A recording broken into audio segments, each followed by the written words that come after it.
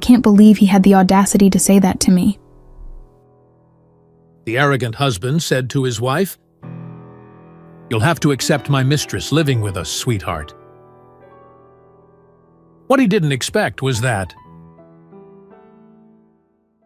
Hey there, grab yourself a coffee and enjoy the story. Rebecca Morgan carefully adjusted the Christmas ornaments in the elegant living room, trying to make everything perfect. 15 years of marriage to Daniel had taught her that he valued perfection above all else.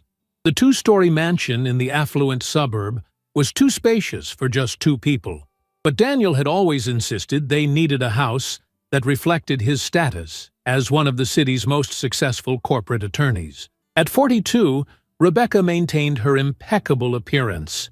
Shoulder-length brown hair, always well cut, subtle makeup that enhanced her green eyes, and a wardrobe that Daniel approved of. She had abandoned her promising career as a university literature professor when they married, yielding to his arguments that a successful lawyer's wife should devote herself entirely to the home and social events that promoted his career. "These social gatherings are investments, Becky," Daniel would say. "A good wife is an invaluable asset for a man like me." Rebecca glanced at the wall clock, almost 7 in the evening. Daniel was more than 2 hours late. In recent months, this had become common. Unanswered calls, vague excuses about extended meetings and demanding clients. The carefully prepared dinner was cooling in the kitchen. Sitting on the sofa, Rebecca flipped through some old photographs. She remembered meeting Daniel in college. He, an ambitious and charming law student. She, passionate about English literature and dreaming of teaching. They had been happy at first. When did things start to change? Perhaps when they moved into this huge house 5 years ago, and Daniel began working more and more. The phone rang, interrupting her thoughts. "Hello?" Rebecca answered. "Rebecca, darling, how are you?" It was Melissa, her best friend since college, and the only person who truly knew the cracks in Rebecca's seemingly perfect marriage. "I'm fine, Mel. Just waiting for Daniel to get home from work." "Working late again?" Melissa's voice carried a suspicion that Rebecca tried to ignore. "You know how it is for lawyers at the end of the year," Rebecca replied, but without conviction. "Becky, we need to talk. I have something to tell you, and I don't know how to do this." Melissa's tone made Rebecca feel a knot in her stomach. "What is it, Mel?" "It's not something to discuss over the phone. Can we meet tomorrow for coffee?" "Sure. The usual place at 10? "Perfect. And Becky, try not to worry until then, okay?" But those words had exactly the opposite effect. After hanging up, Rebecca grew even more restless. The sound of the garage door finally announced Daniel's arrival. He entered, loosening his expensive tie. Tall, with gray hair at the temples that gave him a distinguished look at 47, Daniel projected authority and success. "Still up?" he asked, placing his leather briefcase on the sideboard. "I made dinner. It's in the kitchen. I can heat it up," Rebecca offered. "I already ate at the office with some clients," he replied distractedly, pouring himself a whiskey. She noticed a faint aroma of women's perfume as he passed by. "Daniel," Melissa called. "She wants to meet with me tomorrow." He mumbled without interest. "I have to travel to Boston tomorrow. I'll be back on Friday." "Another trip? That's the 3rd one this month." Daniel stared at her coldly. "What are you implying, Rebecca?" "I'm working to maintain all this." He gestured around. "To maintain your comfortable lifestyle." Rebecca sighed. "I'm not implying anything. I just miss you. I'm tired. I'll sleep in the guest room so I don't wake you when I leave before dawn." As she watched Daniel climb the stairs, Rebecca felt the weight of loneliness in her marriage. What did Melissa want to tell her? Why did she have that feeling that her life was about to crumble? The coffee shop downtown was busy the next morning. Rebecca chose a table in the corner, where she and Melissa could talk privately. Her fingers drummed nervously on the coffee cup as she waited. The meeting with Melissa had made her anxious all night, robbing her of sleep. Melissa arrived punctually, as always. With her short blonde hair and casual clothes, she was the opposite of the always formal style Rebecca had adopted to please Daniel. A university professor, the career Rebecca had abandoned, Melissa lived a free and independent life that sometimes made Rebecca question her own choices. "Sorry for all the mystery," Melissa said, after placing her order and settling in, "but I needed to see you in person." "You're scaring me, Mel," Rebecca replied, trying to smile. "What could be so serious?" Melissa took a deep breath and held Rebecca's hands across the table. "I was at the Valley Park Shopping Center yesterday, the one near the highway exit." Rebecca nodded. It was a luxury mall she rarely visited, as it was on the other side of town. "I saw Daniel there," Melissa continued hesitantly. "He wasn't alone, Becky." A heavy silence fell between them as Rebecca absorbed those words. Part of her already knew what would come next. He was with a woman, young, maybe about 30, and it didn't look like a work meeting. Melissa squeezed Rebecca's hands. They were intimate, going into the Tiffany's jewelry store together. Rebecca pulled her hands back and held her coffee cup firmly. The suspicions she had tried to ignore for months now took concrete form. The frequent delays, the business trips, the perfume that wasn't hers, the guest rooms. "Are you sure it was him?" she asked weakly, though she knew it was a foolish question. "Absolutely. I wanted to call you right away, but I felt I should tell you in person." Melissa hesitated. They seemed very comfortable with each other, as if it wasn't the first time. The tears Rebecca had been trying to hold back began to silently flow. "I've suspected for some time, but I didn't want to believe it," she confessed. "I always thought if I worked hard enough to be the perfect wife—" "This has nothing to do with you," Melissa interrupted firmly. "Nothing justifies what he's doing." Rebecca nodded. But years of insecurities planted by Daniel weren't easy to overcome. He would always comment when she didn't meet his expectations, subtly undermining her confidence over the years. "What are you going to do now?" Melissa asked. "He said he'd be in Boston until Friday," Rebecca replied, wiping away her tears. "But that's probably a lie." "You deserve better than this, Becky." Melissa hesitated before continuing. "For months I've wanted to tell you. I think Daniel has isolated you. You gave up your career, your friends, your dreams. When was the last time you did something you truly enjoy?" The words hit Rebecca like a punch. It was true. In recent years, her life revolved solely around Daniel and his expectations. Even her clothes, her hair, her home, everything was chosen to project the image he desired. "I'm going to confront him," Rebecca suddenly decided. "When he returns, I deserve to know the truth." "Do you want me to come with you?" Melissa offered. Rebecca shook her head. "I need to do this alone. But thank you for telling me, as painful as it is." Upon returning home, Rebecca walked through the rooms of the mansion with new eyes. The house that Daniel called our dream had never really been hers. She opened the closet in the master bedroom and saw Daniel's clothes, all impeccable, organized by color and occasion. Her own clothes followed the same pattern, but not by her own choice. In Daniel's office, she sat in his leather chair. He never touched his documents, respecting his private space. But now, the rules had changed. She opened the desk drawers and found credit card statements that Daniel never showed her. Expensive restaurants, hotels, jewelry.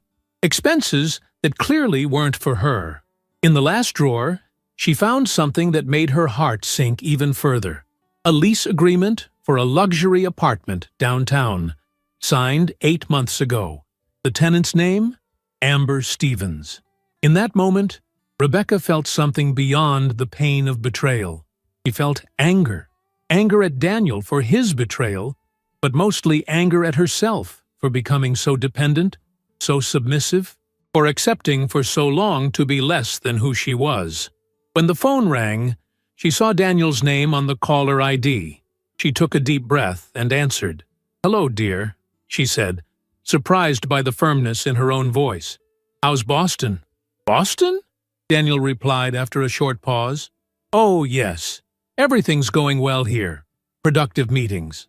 Rebecca gripped the phone, noticing his hesitation.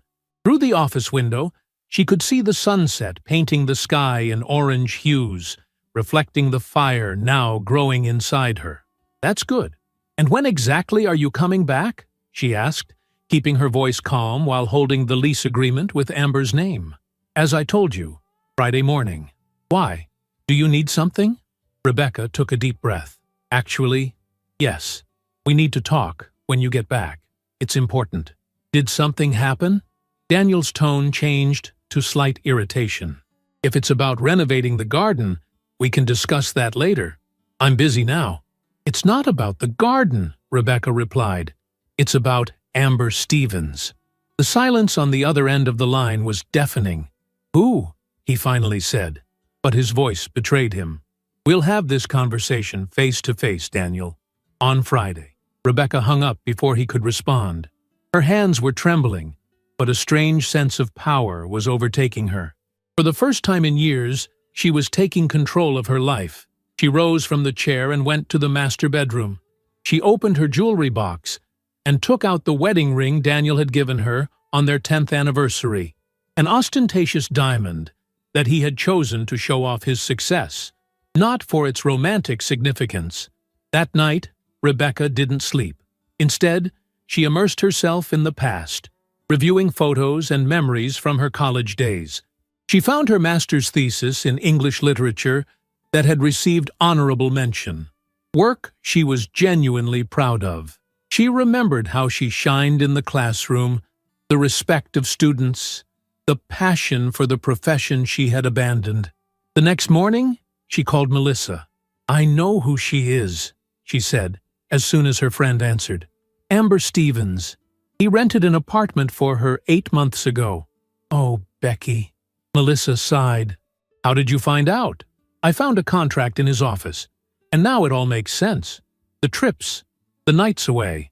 I partially confronted him on the phone. We'll talk on Friday when he gets back." "How are you feeling?" Rebecca pondered before answering. "Strangely stronger than I imagined, but also lost. I realized I don't know who I am anymore outside of being Daniel Morgan's wife." "You're Rebecca Palmer before you're Rebecca Morgan," Melissa reminded her, using her maiden name. "The brilliant woman I met in college is still in there." Over the next few days, Rebecca mentally relived each year of her marriage. How had she allowed her identity to be gradually erased? The change had been so subtle, small concessions that seemed reasonable when made in the name of love. Daniel had always known how to manipulate her, making her believe his suggestions were for her own good. "You don't need to work, darling. I want you to enjoy life," he would say. But what he really wanted was control. On Thursday, Rebecca received a message from Daniel informing her that he would return later than planned.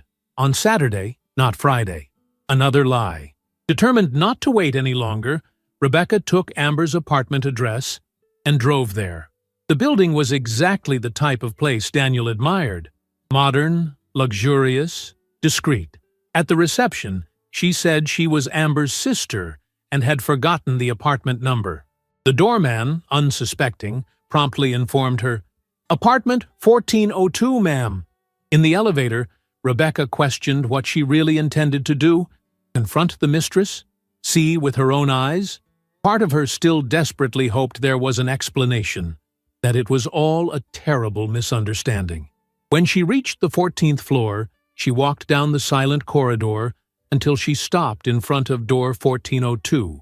She raised her hand to knock, but hesitated upon hearing voices inside. A female laugh, and then, unmistakably, Daniel's voice. "Boston is very cold this time of year," she heard him say sarcastically, followed by more laughter. Rebecca didn't knock. Instead, she slowly backed away. Now she had all the confirmation she needed. In fact, she already had it before coming here. This moment wasn't about Daniel or Amber. It was about her finally facing the truth she had tried to ignore for so long. In the elevator back to the ground floor, her phone vibrated. It was a message from Daniel. "I miss you. I'll be home soon." The irony of the message caused silent tears to stream down Rebecca's face, but they were no longer tears of sadness or despair. They were tears of resolution. As she left the building into the evening light, she decided that when Daniel returned home on Saturday, he would find a very different woman than the one he had left. Saturday dawned with a relentless clarity that seemed to expose every shadow in the Morgan home. Rebecca had spent the last 2 days in a state of strange calm, organizing her thoughts and preparing for the inevitable confrontation. She meticulously arranged the living room, not to impress Daniel, as she would have done before, but to feel firm on familiar territory. At 9 in the morning, she heard the sound of Daniel's car entering the garage. She sat upright on the sofa, hands firmly crossed in her lap. She wore a simple navy blue pants and blouse ensemble, her own clothes, not chosen by him. Daniel entered carrying his travel bag, looking surprised to find her there. "Good morning. I didn't expect to see you up so early on a Saturday." "We have a pending conversation," Rebecca replied in a firm voice. Daniel sighed, placing his bag on the floor. "If this is about what you mentioned on the phone, I think there's been a misunderstanding." "There was no misunderstanding, Daniel." Rebecca kept her gaze fixed on his. "I was at Amber Stevens's apartment yesterday." His face hardened. The mask of the dedicated husband instantly disappeared. "You followed me? Invaded my privacy? Funny you should talk about privacy when you've been betraying our trust for at least 8 months. Rebecca shook her head slightly. "Let's not change the focus of the conversation. I want to know how long this has been going on and what you intend to do about it." Daniel slumped into an armchair, suddenly looking tired. He ran his hand through his graying hair, and for the first time, Rebecca noticed how much older he looked. "Amber is a work colleague," he began. "Spare me the lies, Daniel. I saw the lease agreement, I saw the expenses for jewelry and restaurants, and I heard you two together in the apartment." A heavy silence fell over them. Daniel looked at her with an expression Rebecca had never seen before, a mixture of irritation and something that seemed like relief at no longer having to pretend. "Okay, we've been together for almost a year," he finally admitted. "She understands me, Rebecca, understands the pressure of my work, my ambitions. She's 30, also a corporate attorney, building her career. We have a lot in common." Each word was like a knife, but Rebecca remained firm. "And what do you intend to do now?" Daniel's answer caught her completely off guard. "I want her to come live here, with us." Rebecca blinked, uncertain if she had heard correctly. "What?" "I don't want to separate from you, Rebecca. We have a history together, an established life, and I don't want to give up Amber." Daniel leaned forward, as if explaining a simple concept to a child. "Many modern couples have arrangements like this. You'll have your space, she'll have hers. This house is big enough." The audacity of the proposal left Rebecca momentarily speechless. The pain of betrayal was one thing, but this deliberate humiliation was unbearable. "Have you completely lost your mind?" she finally managed to say, her voice trembling with indignation. "You think I'm going to accept sharing my husband and my home with your mistress?" Daniel shrugged. "I thought you'd like the idea.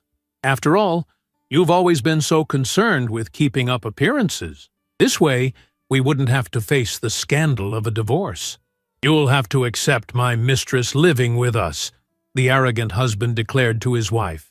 "Think of it as a practical solution. You maintain your lifestyle, your social position. What else would you do, Rebecca? Go back to teaching? Start over at 42? Rebecca stood up, shaking with anger. "You really think I couldn't survive without you? That I'm that weak and dependent?" "Let's be realistic," Daniel replied with a condescending smile. "You haven't worked in 15 years. You have no income of your own, no separate savings. This house is in my name, as are the cars and investments. What exactly do you have beyond what I've given you?" Those cruel words hit Rebecca like a physical blow. The worst part was that there was truth in them. Daniel had always insisted on maintaining complete financial control, claiming he understood these things better. "I'd rather live under a bridge than accept this humiliating proposal," Rebecca responded, her voice low but filled with fury. "I want a divorce." Daniel laughed, a cold sound Rebecca had never heard before. "Then you'll have your divorce, but don't expect much from it. The prenuptial agreement you signed significantly limits what you can receive." Rebecca felt as if she were seeing Daniel for the first time. Not the man she had fallen in love with, but a calculating and cruel stranger.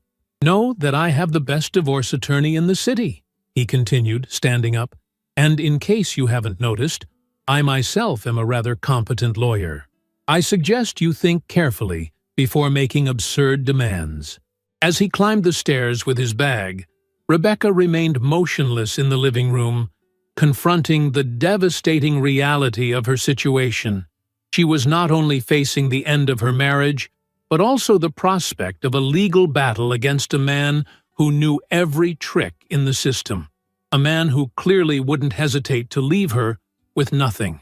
The rest of that day passed like a slow-motion nightmare.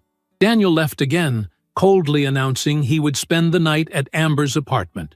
"To give you space to think more about my proposal," he said, with a smile that didn't reach his eyes. Alone in the huge, silent house, Rebecca sat in the backyard, watching the sunset. The roses she herself had planted and cared for over the years seemed to belong to another life now, a life that was crumbling before her eyes. The phone rang repeatedly, Melissa trying to make contact, but Rebecca wasn't ready to talk. She needed to organize her thoughts, understand what had happened, and, more importantly, decide what to do next. When night fell completely, she went back into the house and headed to Daniel's office. This time, there was no hesitation in opening drawers and folders. She took photos of documents with her phone, bank statements, investments, the prenuptial agreement he had mentioned. She needed to understand exactly what she was fighting against. Reading the prenuptial agreement by lamplight, Rebecca felt a wave of nausea. The document, signed in her pre-wedding euphoria when she blindly trusted Daniel, effectively left her with very little if they divorced.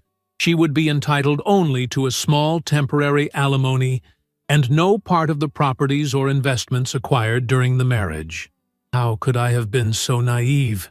she murmured to herself. The next morning, she finally returned Melissa's call. "My God, Becky, I was getting worried. How are you?" Rebecca told her everything. The confrontation, Daniel's absurd proposal, the veiled threat about the divorce. Her voice trembled occasionally, but remained firm. "That bastard!"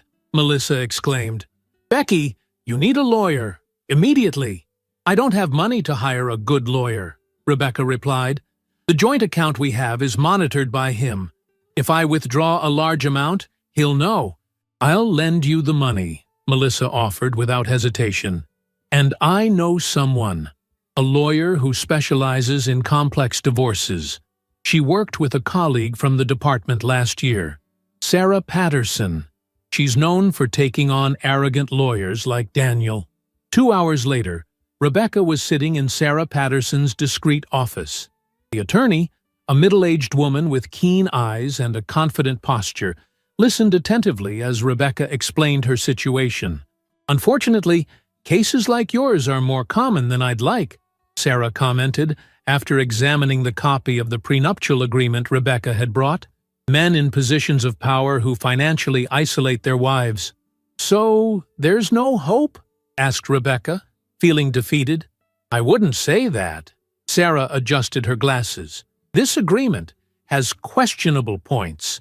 And more importantly, you've dedicated 15 years of your life to this marriage, abandoned your career at his request. That has value. Additionally, I have some questions. Does Daniel keep office clients as personal clients?" Rebecca nodded. "Yes, he mentions that occasionally. He prides himself on having clients who follow him personally, regardless of which firm he works at." "And does he work at home? Use your residence for business meetings?" "Constantly. We converted the studio into a second office for him, and we host business dinners at home at least twice a month." Sarah took notes. "This could be important. We can argue that the residence functioned partially as a commercial space, and that you directly contributed to his career by maintaining the home and hosting professional events. For the first time in days, Rebecca felt a small flame of hope. Do you really think we can fight him? It will be a battle, Sarah admitted. Daniel has resources and knows the system, but I know how to handle men like him.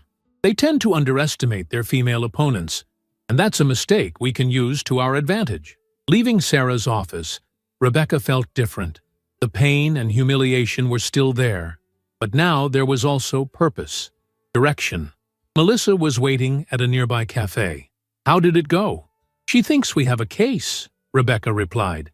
It won't be easy, but there are possibilities. And now? Are you going back home? Rebecca shook her head. I can't stay there, Mel. Not after what he said, what he proposed. Stay with me, Melissa offered instantly. I have that guest room. You can stay as long as you need while you sort things out. I don't want to impose. Rebecca Morgan, stop that right now, Melissa interrupted firmly. You housed me for 3 months when I broke up with Jeff, and my apartment flooded, remember? Besides, I want you close. I don't trust what Daniel might do.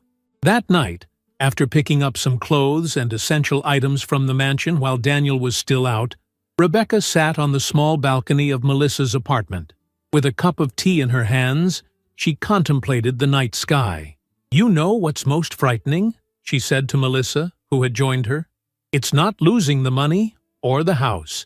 It's realizing that I wasted 15 years with someone who never really loved me, who saw me as property, an accessory.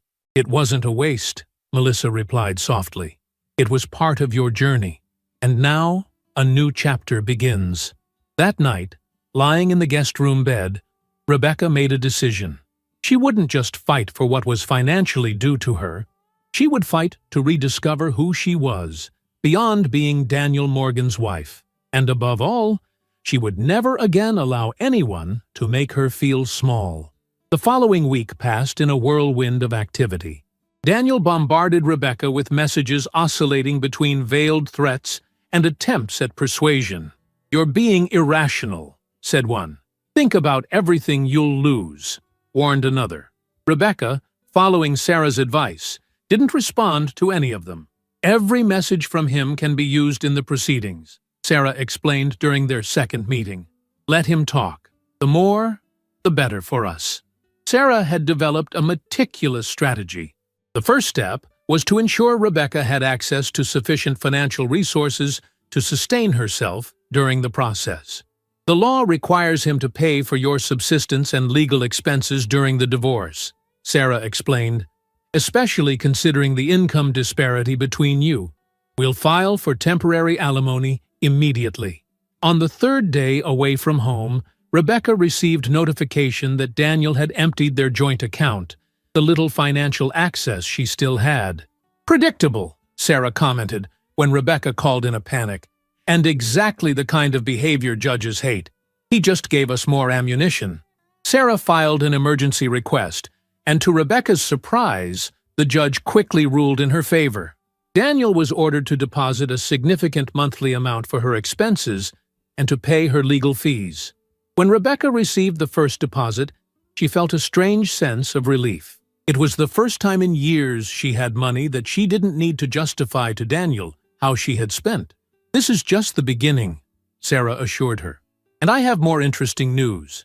I've obtained information about Daniel's private clients. It appears he may be diverting clients from the firm where he works without properly documenting it.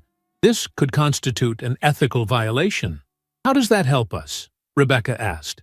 Leverage, Sarah replied with a small smile. Daniel won't want the firm or the bar association investigating his practices. This gives us negotiating power. As the legal battle progressed, Rebecca began rebuilding other aspects of her life. Melissa encouraged her to reconnect with former university colleagues. The literature department is always looking for substitute professors, she casually commented during dinner. Director Ann Thompson is still there and always liked you. Mel, I've been out of academia for 15 years. Nobody will want me. You continued reading and studying on your own all this time. And you have a master's degree with distinction from a respected university. At least, talk to Anne. Reluctantly, Rebecca agreed to call her former mentor. To her surprise, Anne remembered her vividly. Rebecca Palmer. How wonderful to hear your voice. I always regretted that you left the doctoral program. The conversation flowed easily, and before she knew it, Rebecca was invited for an interview. 2 days later, they offered her a temporary assistant professor position for the semester starting in 3 weeks. It's not a permanent position, Anne explained, but if all goes well, it could lead to something more stable, and it would give you time to consider resuming your doctorate. The salary was modest, but it represented something much more valuable: independence, purpose, reconnection with a passion that had been stifled for years. That night, Rebecca received another message from Daniel. I heard you're teaching now.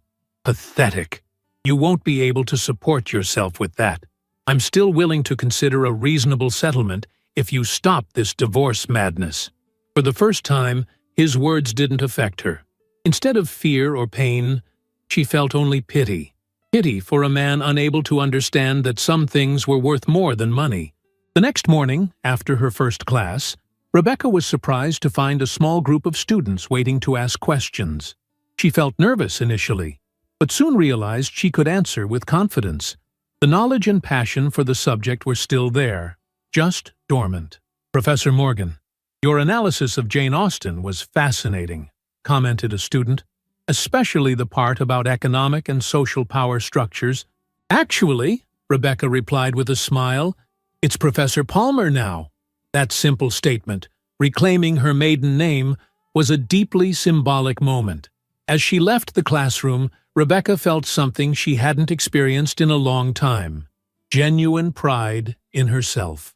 On her way to Melissa's apartment, she received a call from Sarah. I have important news, said the attorney. Amber Stevens is asking for an increase in her allowance and threatening Daniel with some kind of revelation if he doesn't meet her demands. My source at his office says they had a heated argument yesterday. How does that affect us? Rebecca asked. Trouble in paradise means Daniel is more vulnerable, and a vulnerable man makes mistakes. Sarah paused. We have another hearing next week. We'll be ready. Arriving at the apartment, Rebecca found a bouquet of flowers at the door, not from Daniel, but from her new colleagues in the literature department, with a welcome card. Looks like someone impressed the department, Melissa commented upon seeing the flowers. It's strange, Rebecca admitted, touching the delicate petals. For years, I thought I had nothing to offer beyond being Daniel's wife. How could I forget who I was? You didn't forget, Melissa replied gently. You just got lost for a while, but you're finding your way back. That night, looking around the small apartment where she was now temporarily living, Rebecca realized that, although she was still in the midst of the storm, she had found something precious she thought she had lost forever: hope. The divorce proceedings advanced slowly, with both sides preparing their strategies. Despite the difficulties, Rebecca found comfort in her new routine. Teaching again energized her in a way she had forgotten was possible. Each morning brought a sense of purpose she hadn't felt in a long time. On a rainy Thursday afternoon, after her last class of the day, Rebecca was organizing her notes when she noticed a man standing in the doorway. Professor Palmer? He called politely. Rebecca looked up and saw a man of about 45, with brown hair slightly graying at the temples and attentive eyes. He wore a well-tailored suit, but not ostentatious, the kind of discreet elegance that Daniel had always despised for not being impressive enough. Yes, that's me, she replied, cautious. Can I help you? My name is Michael Hartman, he introduced himself, approaching and extending his hand. I'm a partner at Pearson & Associates law firm. Rebecca felt a chill down her spine. That name was familiar for a terrible reason. Pearson & Associates was the firm where Daniel worked. If you're here on behalf of my husband, you should speak with my attorney, she said firmly, taking a step back. Michael shook his head. I'm not here representing Daniel, he quickly clarified. In fact, it's the opposite. We need to talk about something important, and I'd prefer it to be in private. After a moment of hesitation, Rebecca decided to hear what he had to say, but suggested the campus cafe, a public place where she would feel safer. Michael readily agreed. Once seated at a discreet table, with steaming cups of coffee in front of them, Michael got straight to the point. "Our firm is conducting an internal investigation into improper conduct," he explained, "specifically about client diversion and possible double billing. Daniel Morgan is the primary focus of this investigation." Rebecca observed him carefully, trying to determine if this was some kind of elaborate trap. "Why are you telling me this?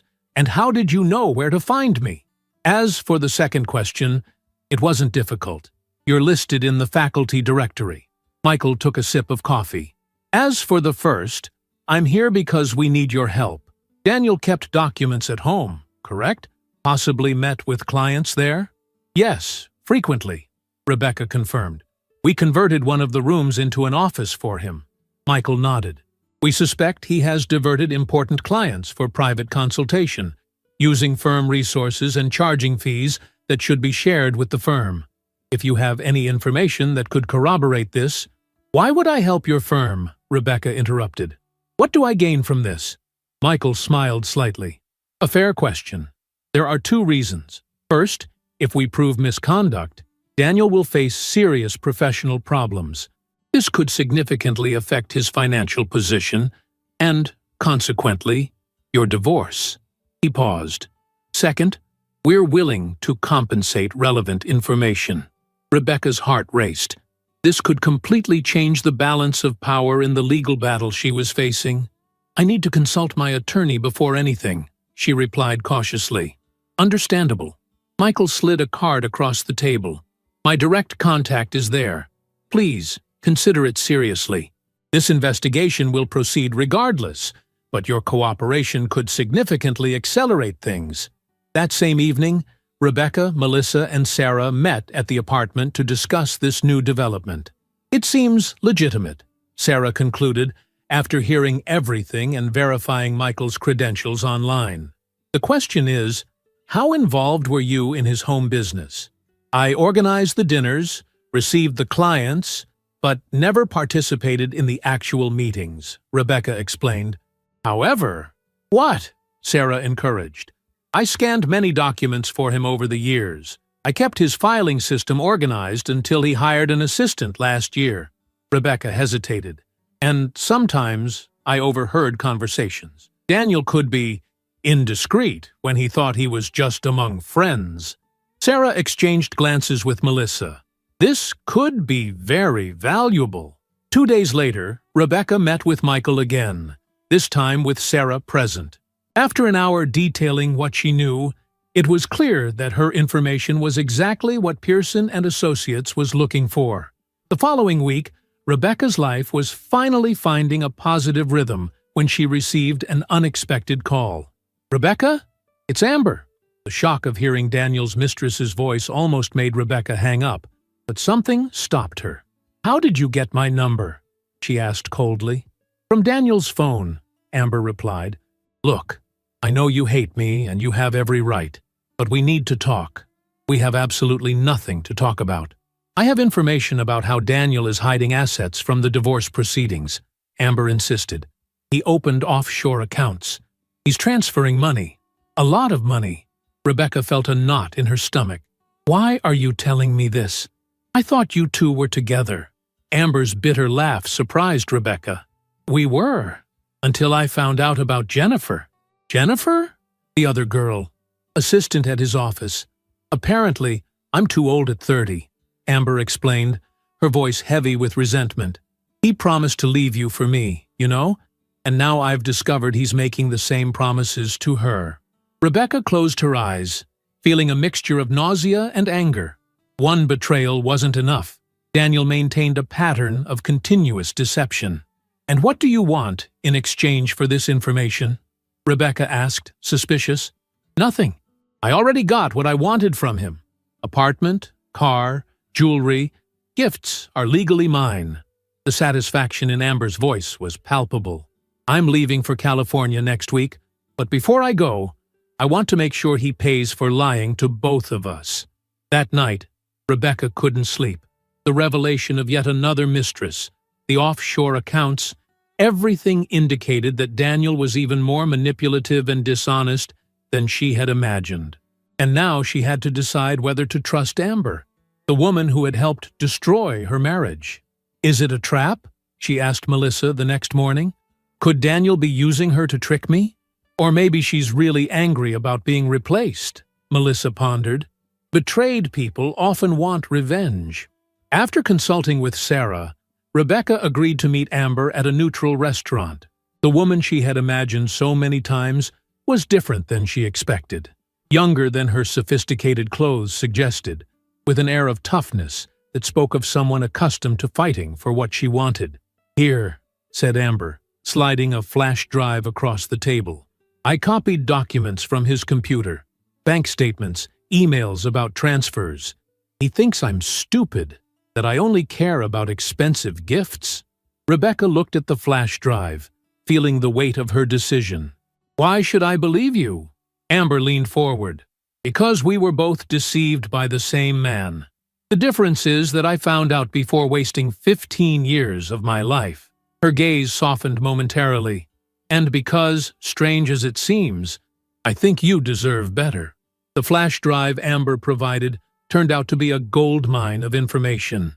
Sarah called an emergency meeting with Rebecca and a financial expert to analyze the documents.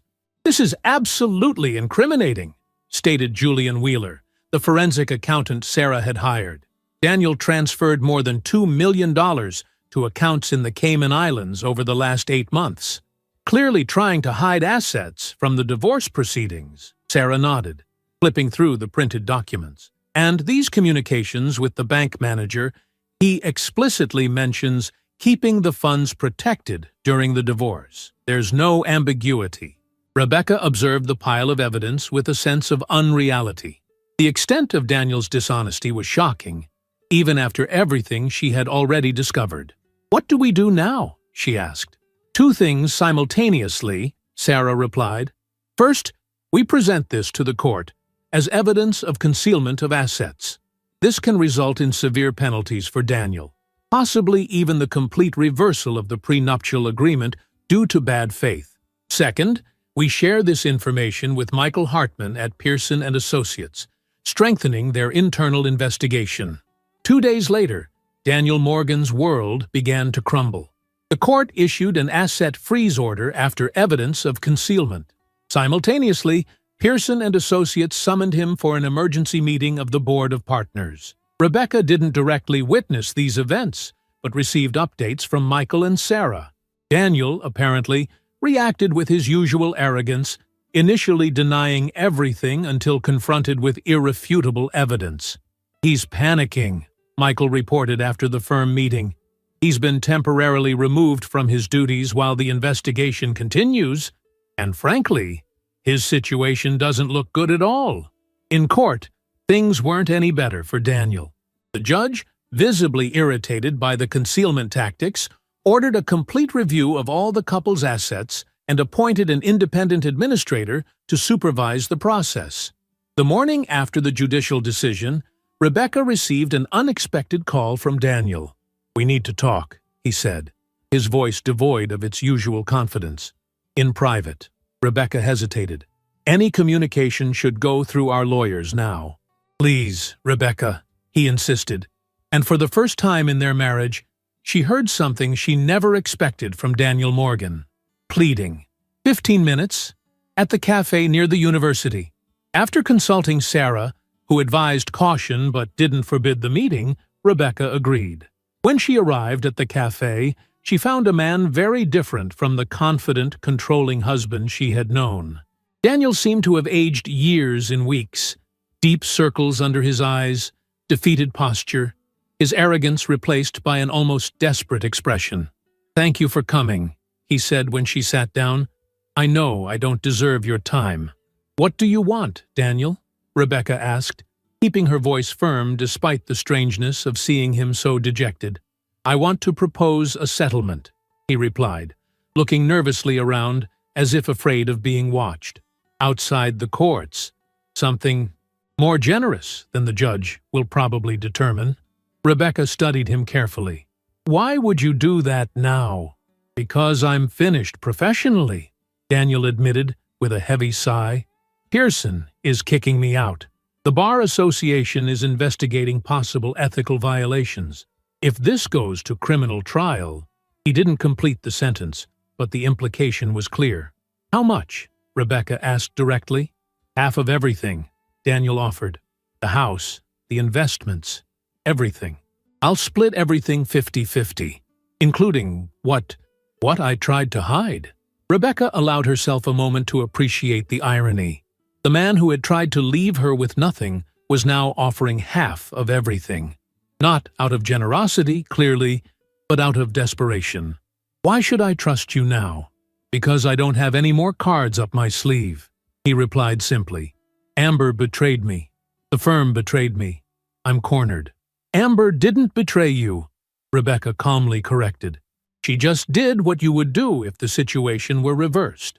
And as for the firm, they just discovered you were stealing from them. Daniel lowered his head without arguments. I'll consult my attorney, said Rebecca, standing up. But know that any agreement will have to be completely transparent and legally binding. Leaving the cafe, Rebecca felt a strange mixture of emotions.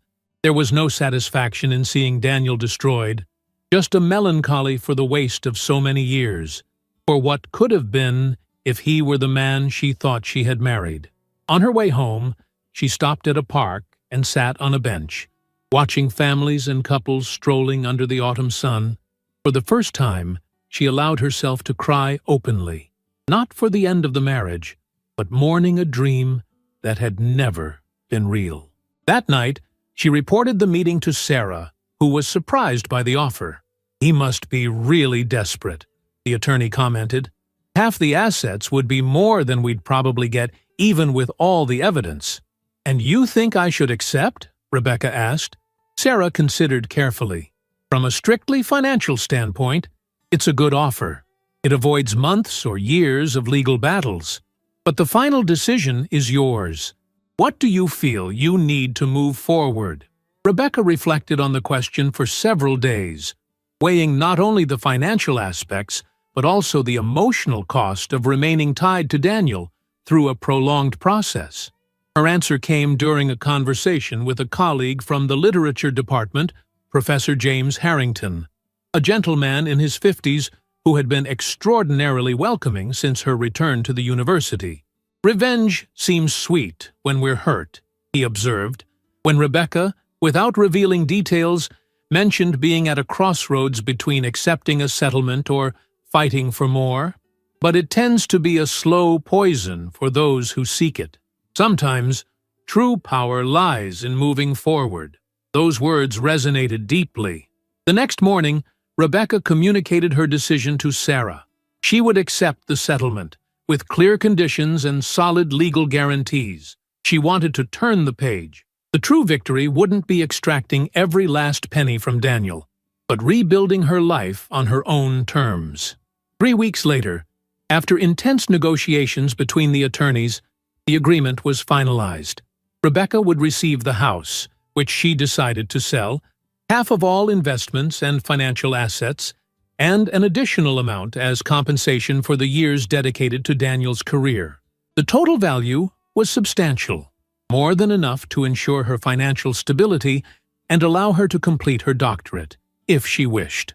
When they signed the final documents in the presence of the attorneys, it was the first time Rebecca had seen Daniel since their meeting at the cafe. He looked even more defeated, avoiding her gaze.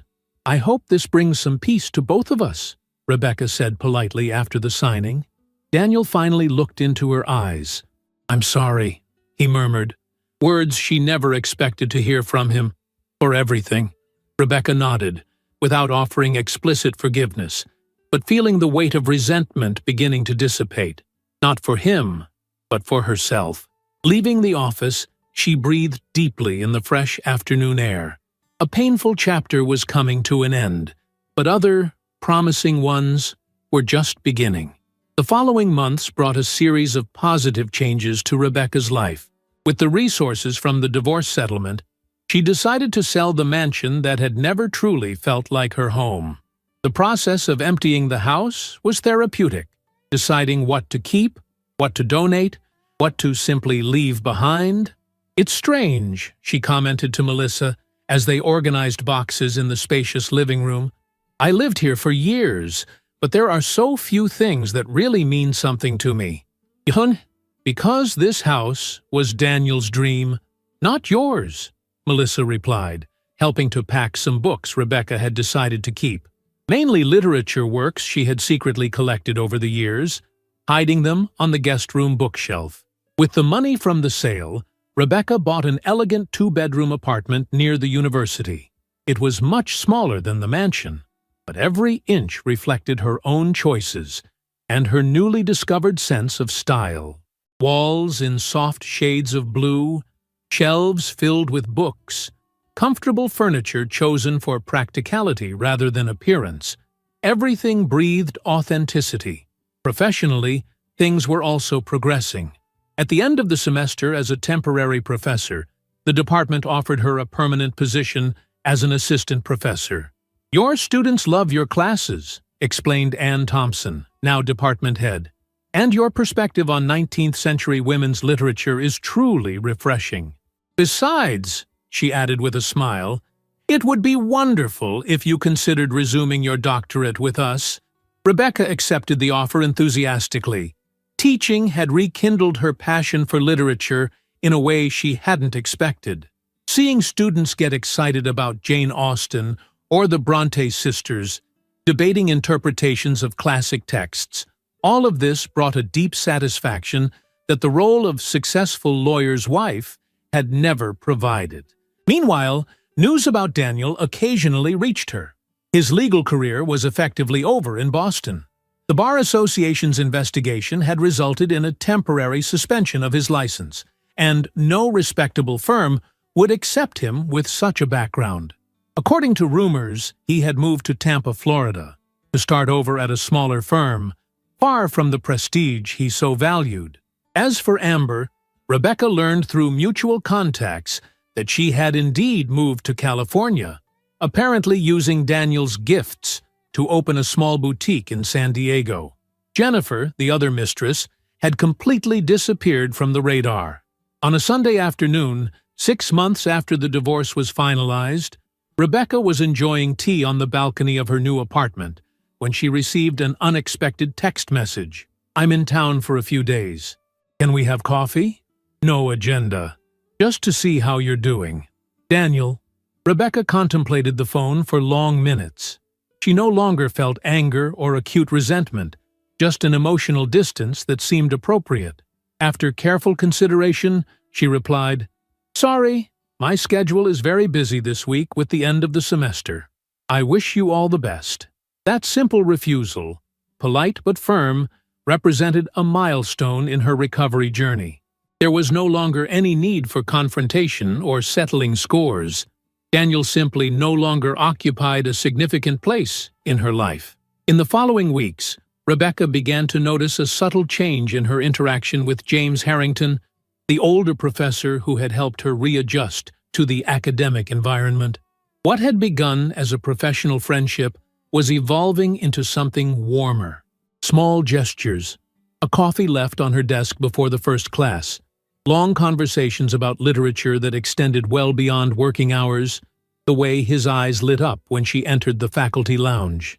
"I think James is interested in you," Melissa commented after they had dinner together and met James, who briefly joined them for coffee.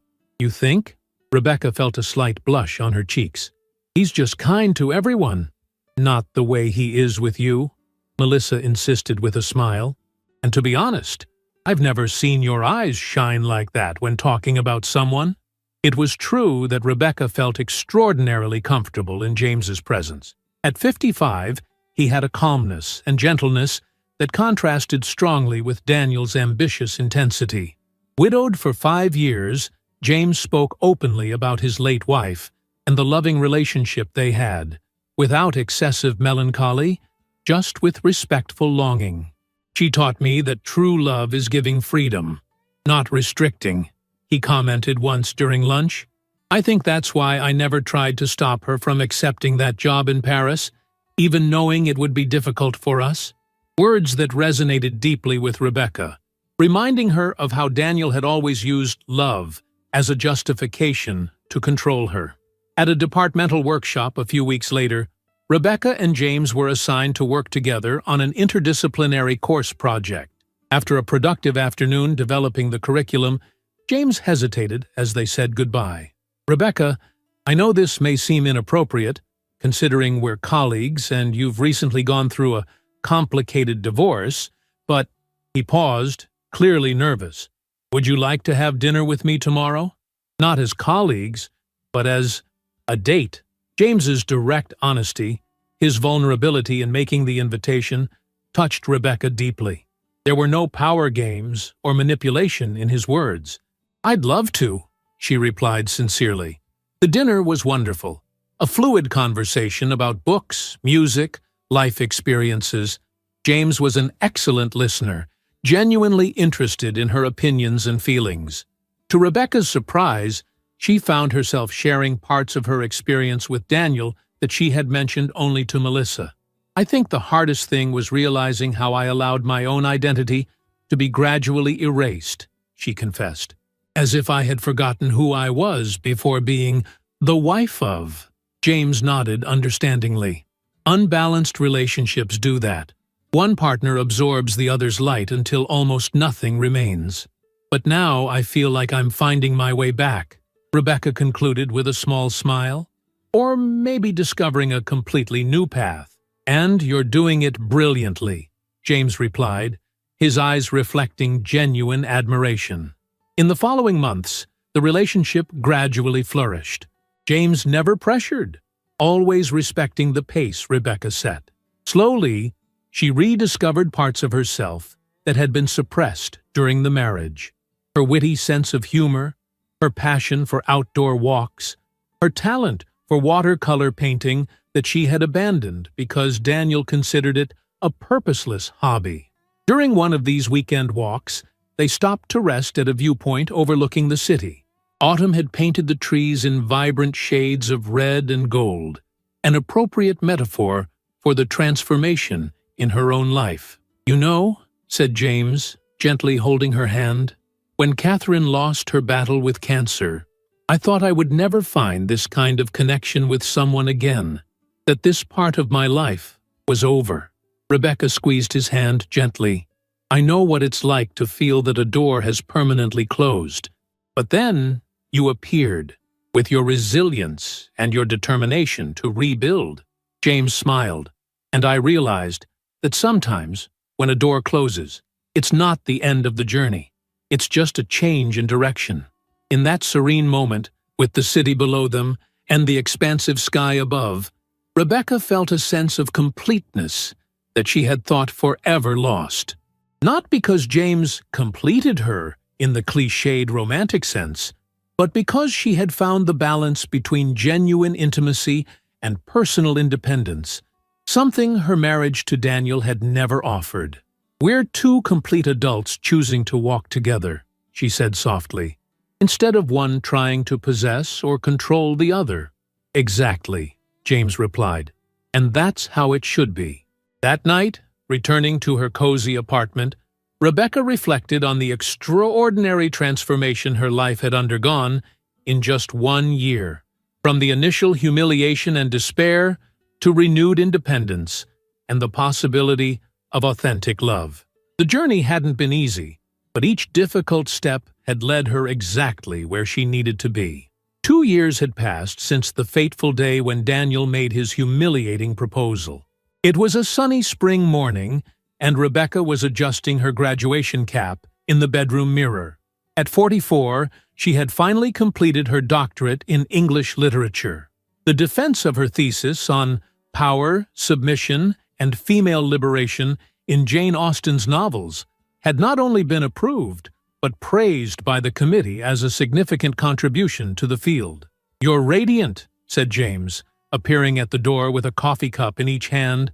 After a year of dating, they had decided to move in together 6 months ago. The relationship continued to flourish, based on mutual respect and genuine admiration. "I'm nervous," Rebecca confessed, accepting the coffee. "Speaking to all those students and families, and you'll be brilliant, as always." James smiled. The woman who challenged Daniel Morgan and rebuilt her life from scratch won't be intimidated by a graduation speech. Rebecca laughed, recognizing the truth in his words. She had been invited to speak as the representative of the graduate students, an honor that reflected not only her exceptional academic performance, but also the respect she had earned among colleagues and professors. On campus, the chairs arranged on the central lawn were being occupied by enthusiastic family members. Melissa was in the front row, waving excitedly. Next to her, to Rebecca's surprise, was Sarah Patterson, the attorney who had become a close friend throughout the process. The ceremony proceeded with traditional pomp until Rebecca was called to the podium. Standing before the crowd, she felt a serenity that came from the awareness of her own worth. "When I began this academic journey 2 years ago, I was also beginning a personal journey of rediscovery," she began. "Many of us reach crucial moments in life where we are confronted with a fundamental choice: to remain in situations that diminish us, out of fear of the unknown, or to take a leap of faith toward our own truth and potential." The words flowed naturally as she shared, without specific details, the essence of her personal transformation alongside the academic one. There is a line in Jane Austen's Persuasion that says, "Just do not tell me to give up because of pride, chances of happiness, and fear of what others will decide." These words became my mantra when facing my own fears and uncertainties. Looking at the sea of attentive faces, Rebecca concluded, "The education we received here goes far beyond books and theories. We learned to question, to challenge assumptions, to find our own voice. And perhaps this is the most valuable lesson of all, that it is never too late to rewrite our own story." The enthusiastic applause that followed warmed her heart. As she returned to her seat, she glimpsed a familiar face at the back of the audience, Daniel. The initial shock quickly gave way to a curious tranquility. He looked different, thinner, with more gray hair, wearing a suit that, although expensive, didn't have the same air of ostentation as before. After the ceremony, while receiving hugs and congratulations from friends and colleagues, she noticed Daniel hesitantly approaching. "Congratulations, Rebecca," he said, maintaining a respectful distance. It was a powerful speech. "Thank you," she replied with neutral politeness. "I didn't expect to see you here." "I'm in Boston for some meetings," Daniel explained. "I saw the announcement of the ceremony in the newspaper and—" He hesitated. "I wanted to see how you were doing." Rebecca observed him with interest. There was a genuine vulnerability in his eyes that she had never seen during their marriage.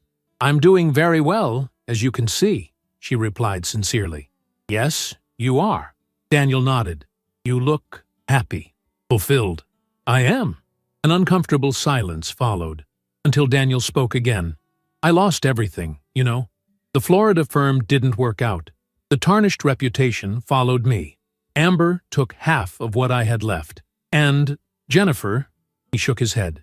"Let's just say she found someone more promising when she learned I didn't have as much to offer anymore."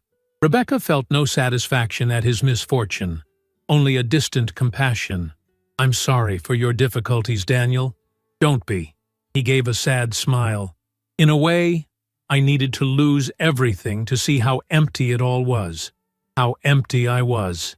At that moment, James approached, gently placing his arm around Rebecca's waist. "Is everything okay here?" "Everything's great," Rebecca assured him. "James, this is Daniel. Daniel, this is James Harrington, my partner." The two men exchanged a brief greeting. The contrast between them could not have been more evident. Daniel, still attractive, but with the shine of excessive confidence dimmed. James, with his calm and secure presence that didn't need to impose itself. "You two look very good together," Daniel commented, and to Rebecca's surprise, he seemed sincere. He hesitated again. "I really messed everything up, didn't I?" We had something good, and I devalued it. I treated you like a possession, not like a partner. Yes, Rebecca simply agreed, but that's in the past now. Daniel nodded, accepting the truth in her words. Well, I don't want to interrupt your celebration. Just take care of her, he said to James. She deserves someone who recognizes her worth. That I know, James replied with a slight smile. And she doesn't need anyone to take care of her. She's perfectly capable of taking care of herself. The comment drew a genuine smile from Rebecca. It was exactly this understanding that made her relationship with James work, the recognition of her independence, not as a threat, but as a fundamental part of who she was. Daniel nodded slightly and walked away. Rebecca watched him leave, feeling finally free of the last vestige of resentment that might have remained. The celebration continued with dinner at Rebecca's favorite restaurant, surrounded by true friends. Melissa was radiant by her side. Sarah shared stories of other inspiring cases. Department colleagues enthusiastically discussed future plans. It was a community that Rebecca had built on her own merit, not as an appendage to someone else's life. Later that night, walking hand in hand with James under the starry sky, Rebecca reflected on the extraordinary turnaround in her life. You know what's most surprising, she commented. When Daniel made that absurd proposal to me, I thought it was the end of the world, that I would never recover from that humiliation. And look at you now, James replied. Dr. Palmer, respected professor, published author. Rebecca smiled, thinking about the book based on her thesis that would be released next month. I think, ironically, I should thank him. If Daniel hadn't been so arrogant, maybe I would never have found the courage to start over. Sometimes we need a push to get us out of situations that no longer serve us, James agreed, even if it's a painful push. Arriving home, Rebecca paused a moment on the porch to admire the full moon. She remembered all the nights she had spent alone in the Morgan mansion, feeling small and inadequate. What a contrast to the woman she had become, confident, fulfilled, loved not for her usefulness to someone, but for her essence. The journey had been difficult, but each obstacle overcome had strengthened her. Each challenge had taught her more about her own capacity for adaptation and growth. Daniel's betrayal, which once seemed like a sentence to unhappiness, had actually revealed itself as the catalyst for her liberation. As she entered the warmth of the home she had built with James, a home of equality and mutual respect, Rebecca carried with her a serene certainty that true happiness was not in being someone's perfect wife, but in being authentically herself, and that she would never again allow anyone to diminish her light or question her worth.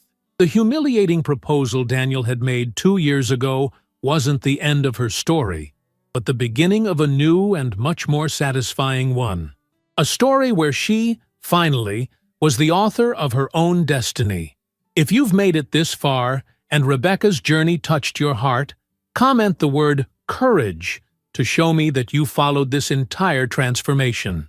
Subscribe to the channel so you don't miss our next incredible stories that I prepare with such care for you. We are a community of good story lovers, and your presence here means a lot to me. Thank you for the coffee, and see you soon.